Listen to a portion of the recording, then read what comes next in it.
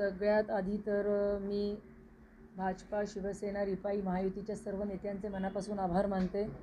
तसेच ज्यांनी या विश्वासानं हे तिकीट दिलेलं आहे आणि मायबाप जनतेचेही मनापासून आभार मानते की त्यांच्याही आशीर्वादामुळे कुठेतरी आज एवढ्या मोठ्या राजकीय पटलावरती एक उमेदवारी मिळालेली आहे। ती उमेदवारी मिळाल्याचा आनंद तर आहे, पण त्याच्याबरोबर येणाऱ्या जबाबदारीची सुद्धा जाणीव आहे।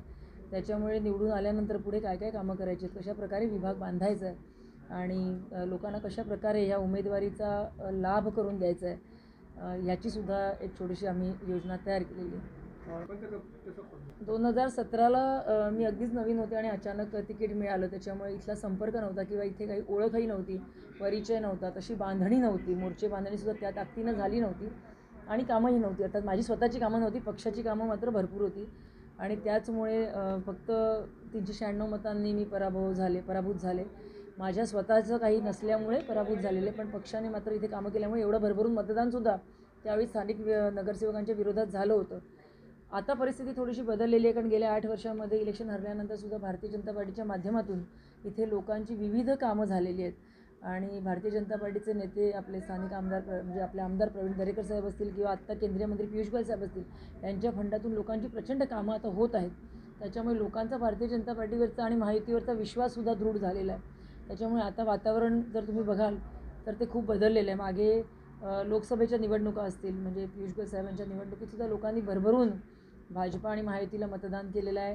आता आमदार प्रकाशदादा सुर्वे यांच्याही निवडणुकीत जर तुम्ही बघितलं तर लोकांनी प्रचंड विश्वास महायुतीवरती दाखवलेला आहे आणि तोच विश्वास ह्याही इलेक्शनला पुन्हा एकदा खरा ठरेल अशी आशा आहे। जिंकून आल्यानंतर विभागातले जे प्रामुख्याने मोठे प्रश्न आहेत, एकतर अनेक वनजमिनीवरील रहिवाशांचा एक मोठा प्रश्न या विभागामध्ये आहे। त्यांच्या घरांना न्याय देण्याचा प्रामुख्यानं प्रयत्न होईल।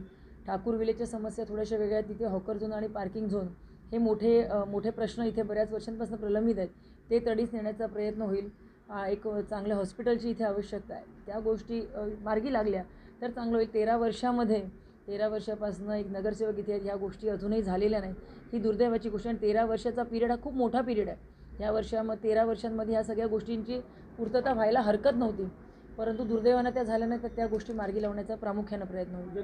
जनतेला हेच आवाहन करणार आहे की 8 वर्ष नगरसेविका नसताना भारतीय जनता पार्टीच्या सर्व नेत्यांच्या सहकार्यामुळे आज विभागामध्ये अनेक विविध कामं आम्ही इथे केलेली आहेत। तर त्या कामांवरती विश्वास ठेवून, नेतृत्वांवरती आमच्या विश्वास ठेवून आणि आम्हा कार्यकर्त्यांवरती सुद्धा विश्वास ठेवून जनतेनं 13 वर्ष एका नगरसेवकाला दिली आहेत। आता परिवर्तन करावं एवढीच अपेक्षा आहे।